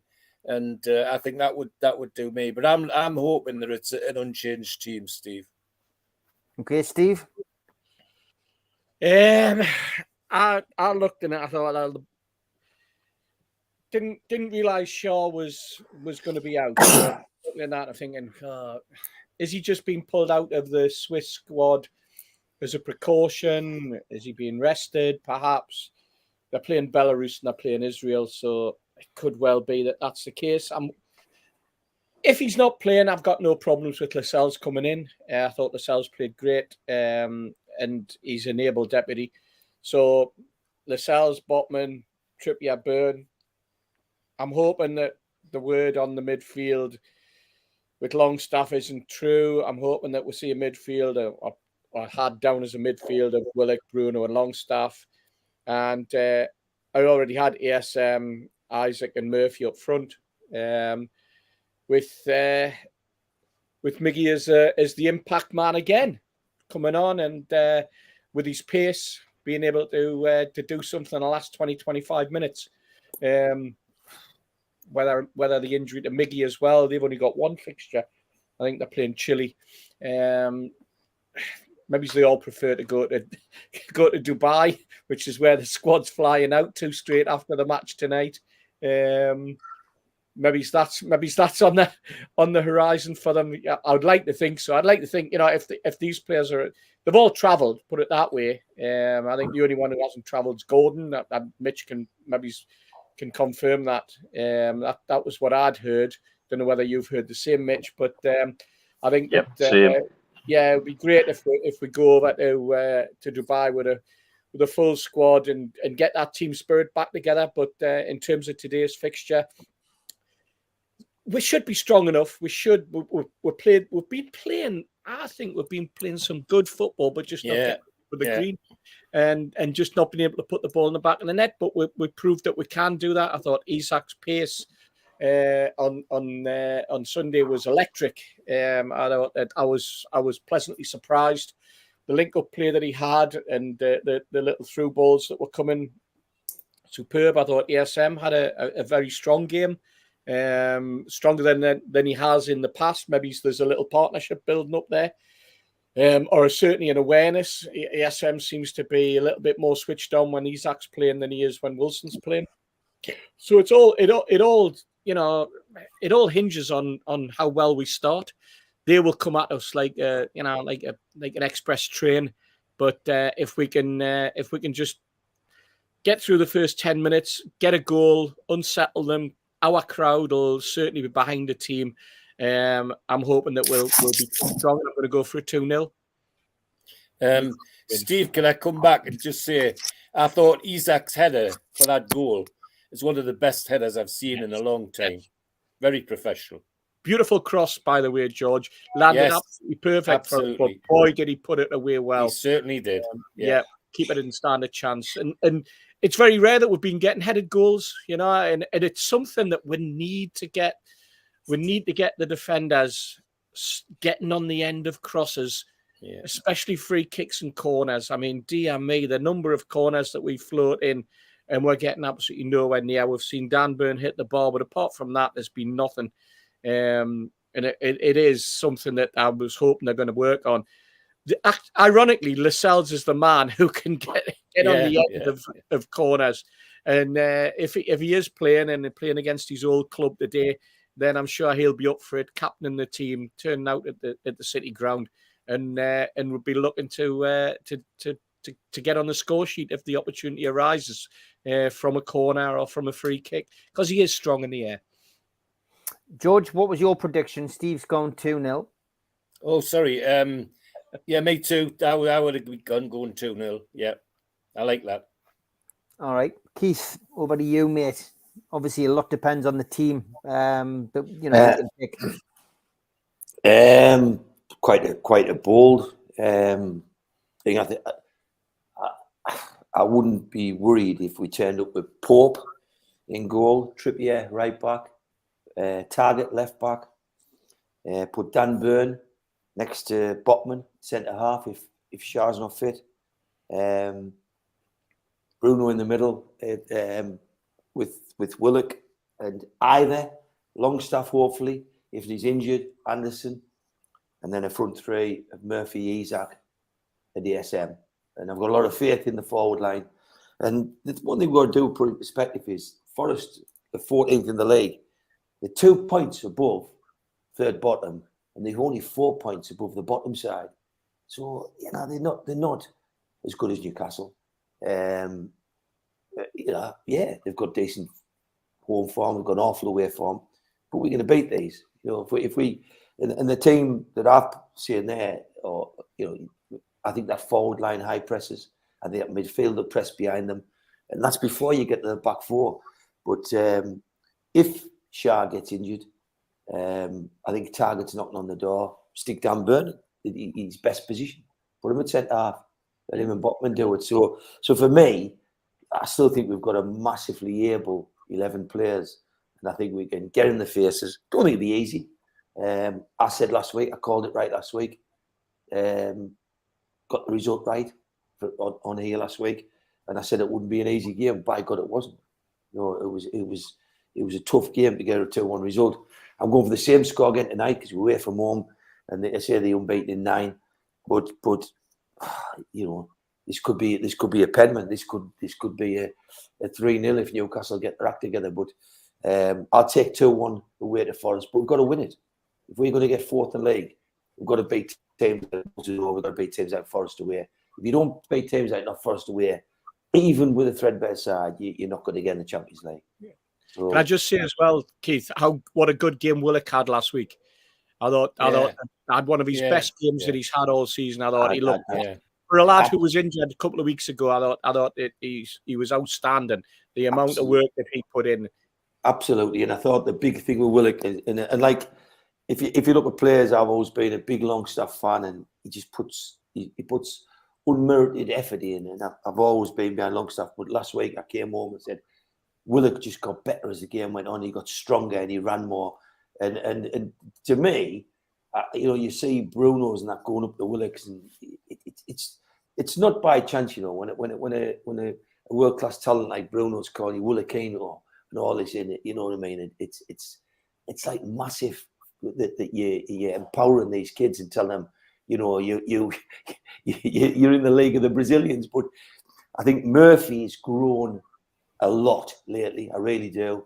And he looked like a player last week. I thought he put a shift in, and I thought Willock just ran and ran and ran. And I said to you last week was the first time I looked at Willock and thought, by God, you've come on, son.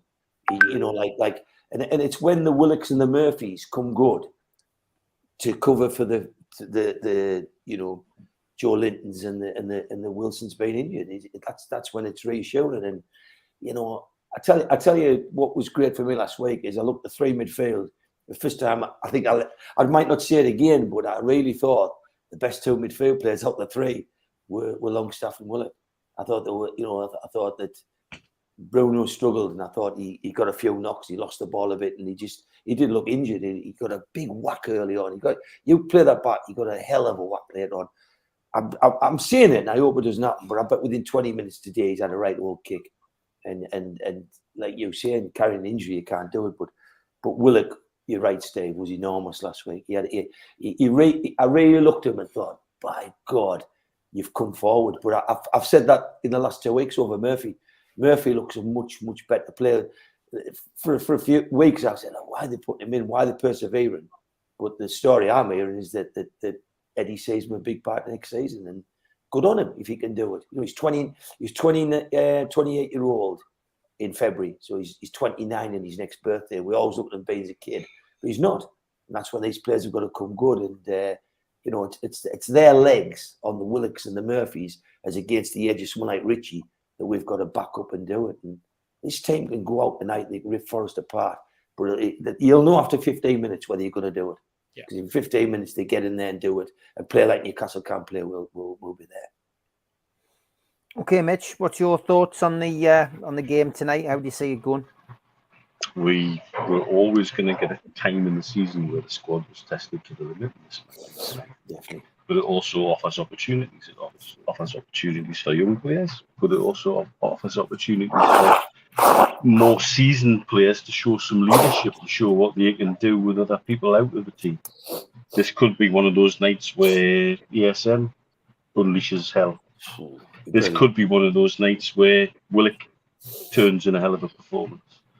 You know, I think we've got to try and stay positive and look at the positives. I think Steve Cooper needs a real word of praise about what he's done at Forest, being thrust with about 200 million signings. And the team that we played on the opening day looked like 11 lads who'd just come off the street and been put together as a team.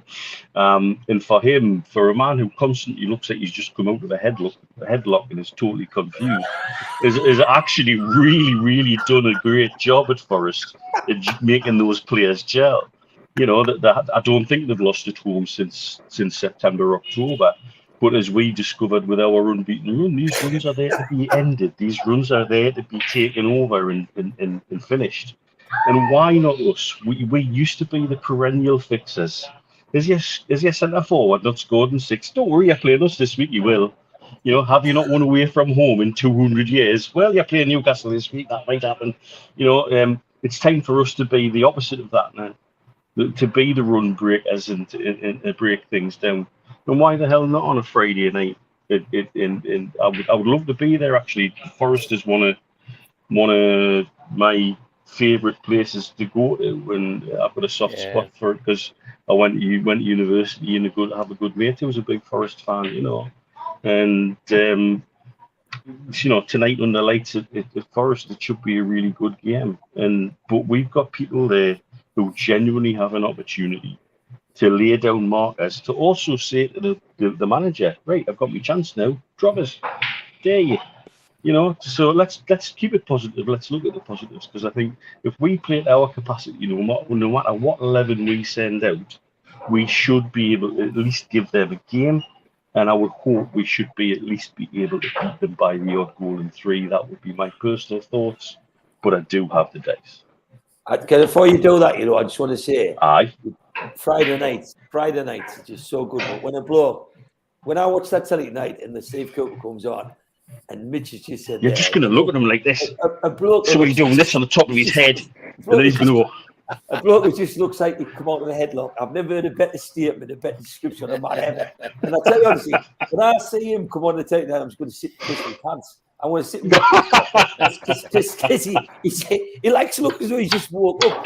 It's hilarious, mate. What a description that is. That's the best description of the season. That unbelievable. Great. Let's have a bit of dice action. See what that says. And the dice says 0-2. Oh, that would be 2-0. Wow. Great. Fantastic. Great. Yeah, take it. Yeah, me too, 100%. There was a question came up, Mitch, actually for you, which you might want to. There's 2 came up for you, which I've kept. One from Michael. It says, heading the ball. I wonder whether the recent studies that show outfield footballers 50% more likely to develop Alzheimer's, that would make me think twice. Does that make our players think twice, do you think? I don't think it would make a professional footballer think twice. Not with a mindset at the moment. Yeah.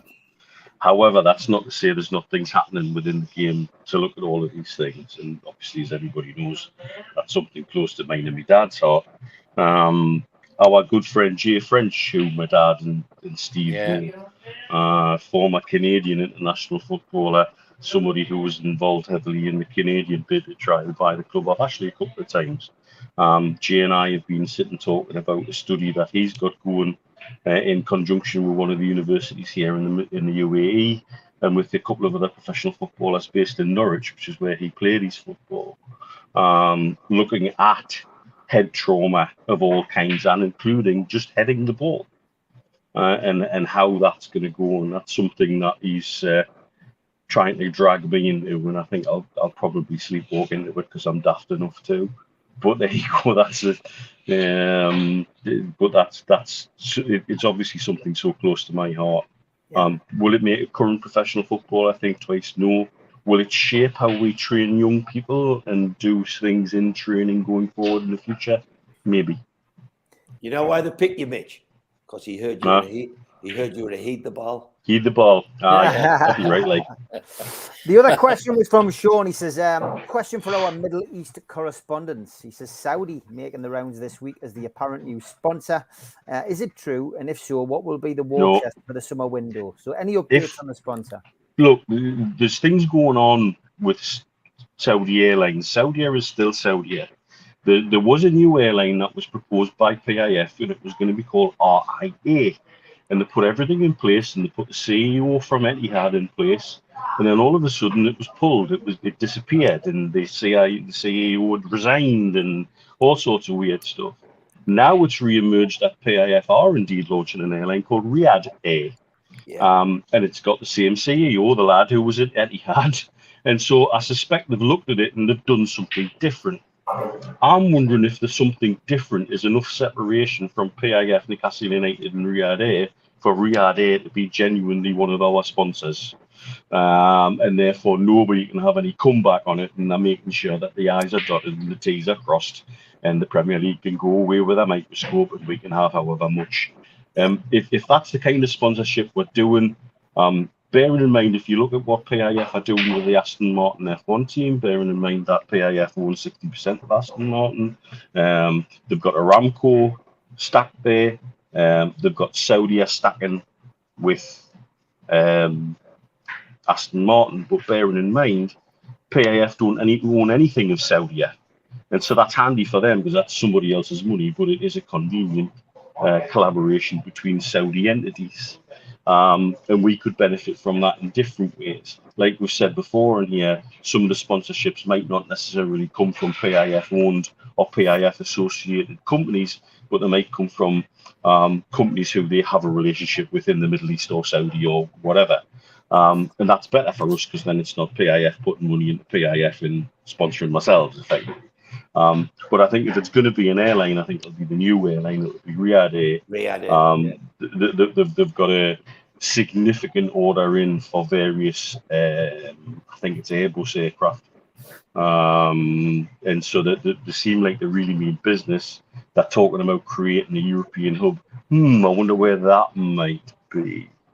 And that then increases income into Newcastle if that European hub becomes Newcastle Airport, because then Emirates are going to want more of Newcastle Airport, and suddenly they're going to be wanting to put more into the region. So again, it goes beyond what football clubs do, and it goes into the regional investment and the regional boost. But it's obviously from the F1, they're not frightened to stack sponsorships, and I think that's something that will happen with us.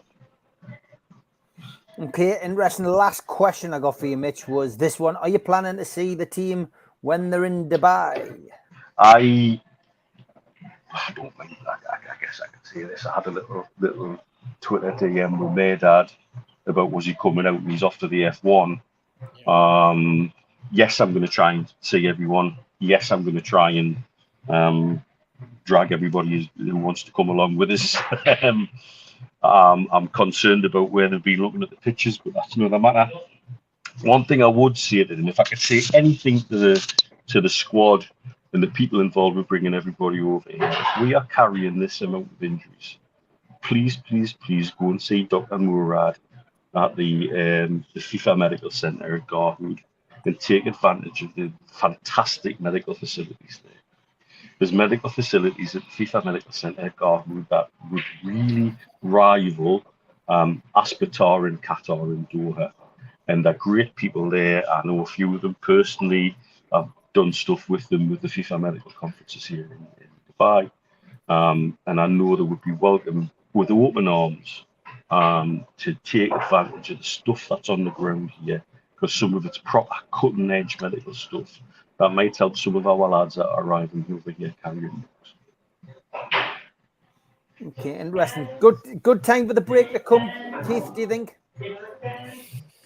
It's got to be for injuries, because we are on the bottom, but equally it's a great time to get 6 points out of Wolves and Forest. You know what I mean?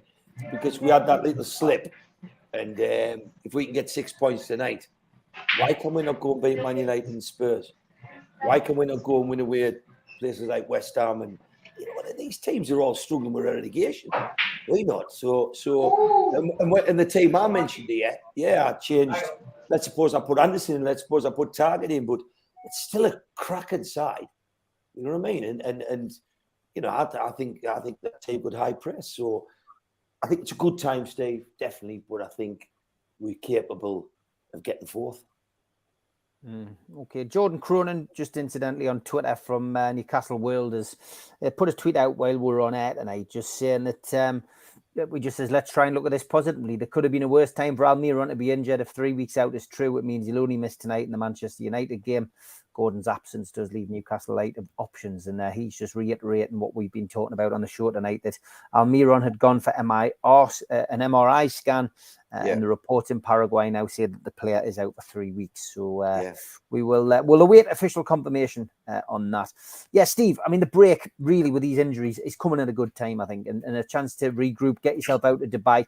And I think if they can get away from Forest tonight with it, I hate to say a point, but just not getting beat, get a point or three, ideally, then we can regroup, can't we, and try and heal the walking wounded. Yeah, absolutely. But as someone who thought that the World Cup would be a good break for us as well, have a little bit of trepidation. I suppose the World Cup break was just too long. These international breaks do me head in, by the way. I'm sure they do managers' heads in as well, but more from the worrying what players are carrying, or what players who are going away are going to come back with an injury. It is a difficult time, I think, for everybody. But rejuvenate, regroup, get some of the niggling little knocks out of the way.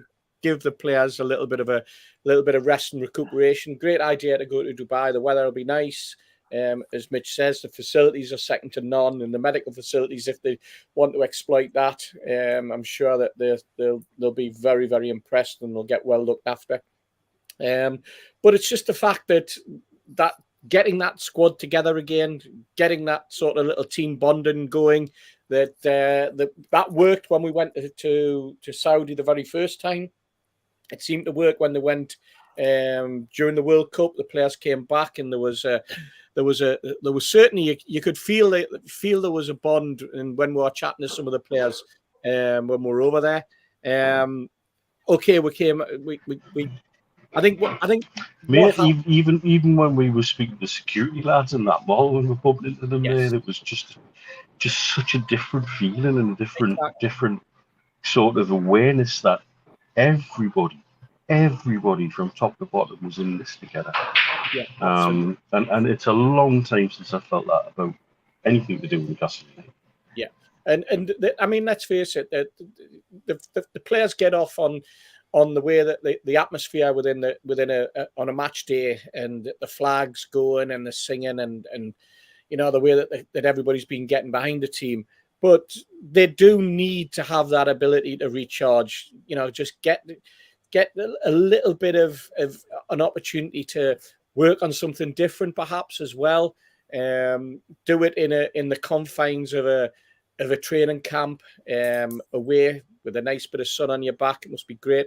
Although it has been a lovely day today, hasn't it? I mean, 12 degrees, and it's felt like it's 22. It's been brilliant, especially after the way we've been the last few days. But no, I mean, there's a buzz about the club. There's a buzz among the fans, and that's why I'm hoping that the team goes off to Dubai tonight after the game, with 3 points behind them from today's game, and the 3 points that they picked up on Sunday. And that all's happy. Fraser won't be there though, will he? Fabian Scher, Sean Longstaff, and Callum Wilson have all arrived at the City Ground tonight. as has Harrison Ashby, and Dominic Skir is reporting tonight that he could be named in his first matchday squad since signing. Miguel Almiron, though, injured, as we've already talked about. Other than Gordon, though, they're all turning up because they're all part of the squad that's going away. So it's an interesting one that he comes out with that statement. But, you know, everybody and their granny's going to be there because they're all flying out for a training. They're not going to. There's only Fraser that's going to be left behind, for goodness' sake. They're going straight out from East Midlands, aren't they? So exactly, yeah. So everybody has to be there.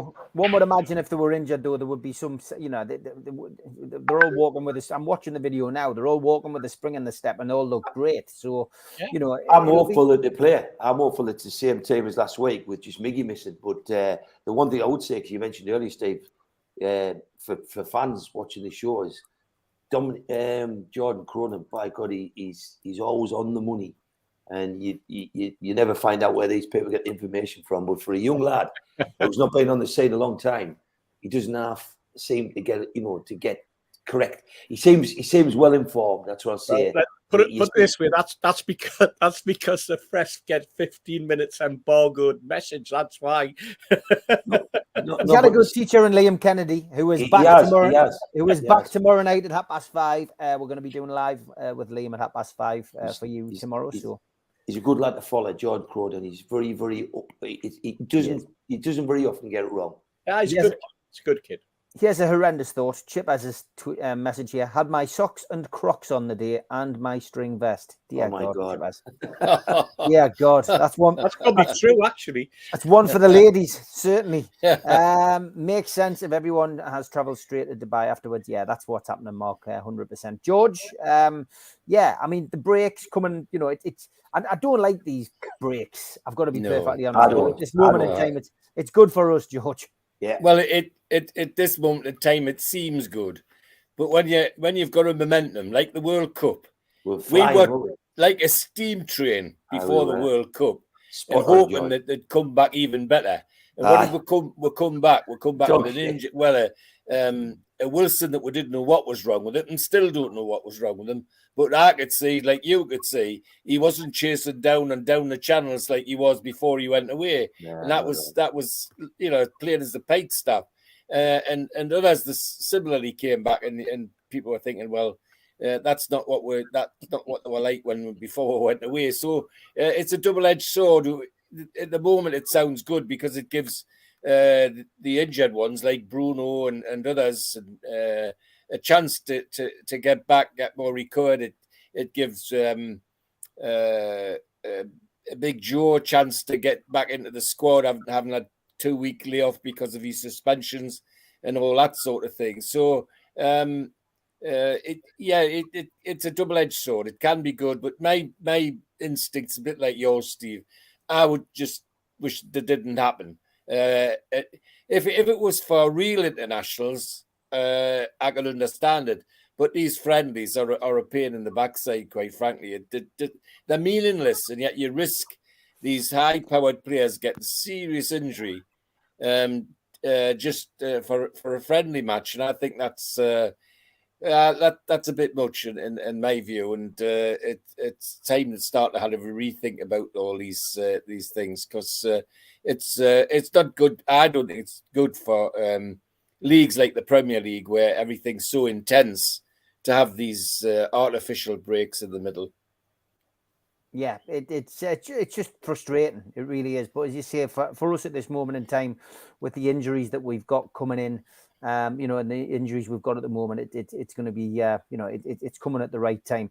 Okay, Jordan Cronin's latest tweet is that Newcastle United are unchanged. You'd be right. 7 minutes. Good. 7 minutes ahead of schedule. But that would mean we'd start with Nick Pope in goal, Kieran Trippier captaining the team, Fabian Schär alongside Sven Botman, Dan Burn at left back, Bruno, Longstaff, and Willock, Murphy, ASM, and Isak. Isak takes Wilson out of the team. So the rumours of Longstaff were clearly rumours. Maybe the club started them off. Who knows?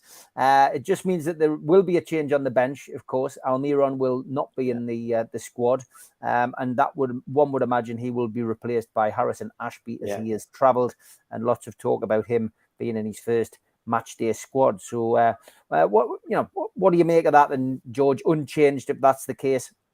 Well, it was my preference when we started off, wasn't it? I said from the off that I was hoping that we would be unchanged to give them another run out together, because they developed the understanding during that game against Wolves. I mean, I've not heard anybody else in the papers or anything say it, but Wolves could have been 3-0 down at half time and couldn't have argued. Yeah. You know, that's how superior Isaac and ASM were at the time. And the way Trippier was bombing the crosses, really accurate crosses into the penalty area, was just fantastic. So I'm delighted it's an unchanged team. If young Ashby's there, then sometime in the game, it'd be nice to see him get a run out. Not necessarily at right back, because I gather he can play midfield as well. So it'd be nice to see him get a run out, and maybe young Elliot Anderson as well. But I'm delighted that it's an unchanged team, and I've no doubt that after an hour, maybe 70 minutes, we might see Wilson in the team if he's on the bench, and I can understand that as well. But unchanged is great for me. I'm delighted with that. Yeah, me too. Steve, happy with that? I mean, it looks fairly nailed on that it's unchanged. Yeah, I'm happy with that. I mean, who wouldn't be? I mean, if Shaw had been injured and it was Lascelles, I wouldn't have been worried. If it had been Keith's selection and it had been Dan Burn moving across into what is his best position and bringing a proper left back in and Target, I wouldn't have had an issue with that. I suspect Target isn't quite ready yet for a full 90 minutes. I think that perhaps after this little trip away, that when he gets a little bit more strength behind him, I think that's when we might see Matt Target pushing for a place in the starting lineup. But yeah, happy with that lineup. If the front three can play like they did in the first half last week, and if Isaac can get running down those channels and moving the ball, and if he can link up with the SM, brilliant. That will give Forest an awful lot. And one of the things that we've never mentioned, they haven't got a very good defence. They might have some decent midfield players, and they might have, that likes of yes, they've got Shelby in, but they've got the kid that they picked up cost them, or is going to cost them up to 40-odd million. They've got Johnson up front. They've got various other players, but they haven't got a very, very good defence. No. And I think that if we can exploit the pace that we've got in that front three, with Willock pushing on, with Longstaff sitting there, and Bruno will be able to ping balls through, there's no reason why we can't do them damage. So, yeah, as the lineup goes, even if we had to make those changes, I wouldn't have been that concerned, but I'm delighted to know that most of the players are fit. Keith, happy with that? Chuffed to bits, mate. Made me night. We'll batter them. Honest, we'll get in the face from the off. We'll high press them. And the high press starts with your forward line. And when you've got legs like Murphy, Isaac and Maxi, you've got fit people. You can get in the faces. You know what they do later on the game and how people tie in, who subs you bring on. I'm not worried about. We've got able people on the bench, like really good people. This Ashby's no more proper player, this lad, and I'm just chuffed a bit. We'll get in the faces and we'll do it, and getting 6 points this week, turning the rut round. You watch them columns where you see reds for losses and greys for draws and the odd win. Our form was brilliant. You were on the league tables. We had like 5 wins out of 5, and we've got to rebuild that up. But never a better time to get 6 points off Wolves and Forest, and then start pushing hard, battering people, and getting 4th place and get Champions League. Because we'll never understand what a better chance we've got, but we'll never understand what a difference it will make to releasing funds, more monies for FFP, bigger sponsorships, and the right kind of players want to join Newcastle. It'll take years off it, capitalising on the slip by Chelsea and Liverpool. Mitch, happy with that team? they've got to be happy if we can start with an unchanged 11 and then look to bring people in as and when if people need rested and if people need to be taken out because of knocks and what have you. But I think that's the best case scenario we could hope for, and let's hope that's what comes through. Can I just say as well, guys, congratulations to Crystal Palace, who have taken heed of the government's policy on bringing older people back by giving Roy Hodgson. He must be, what, 75? I know they said they were going to bring people, they wanted the over 55s to get a job again, but that's ridiculous, isn't it? Mad. I really am surprised Steve. at that. Yeah. Steve, all this talk about the squad going to Dubai and using medical facilities, if anybody's got a dental problem, I can recommend a good professional. Yes, exactly. Any music or story, Mitch? No, you know what? Unless they found some magic way to get out of that contract, I think we're stuck with it next season. The one thing that's puzzled me is the amount of stuff that's been released in limited edition training kits, limited edition this, which almost feels like they're dumping all their designs out quickly. Because the training kit that was released for the Carabao Cup limited edition one was the one I'd seen that I was told was going to have Aston Martin on the sponsorship because it had the red colour green on it. So maybe they have found a magic way out of it. Maybe they have found a way to get away from it all. But as far as I'm concerned, I'm working on the assumption we've got them for one more year. I would like to be wrong, but who knows?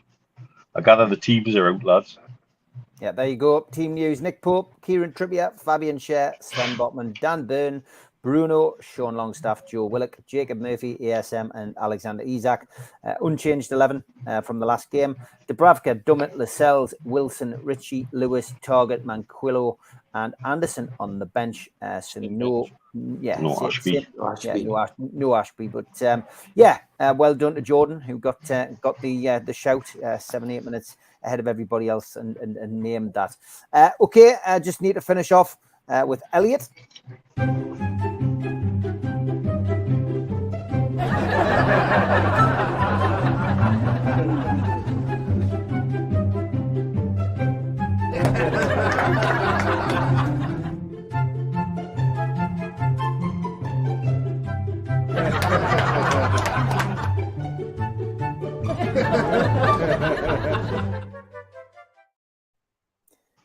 Buzz Aldrin just got married again. He must be over the moon. Oh dear me. And don't worry, Julie, I've still got time to fit this bugger in.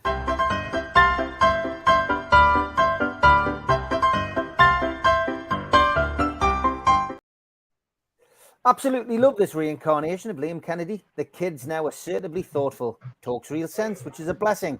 Just get rid of Rafe. Wow. Wow. Unbelievable. Well done, Liam.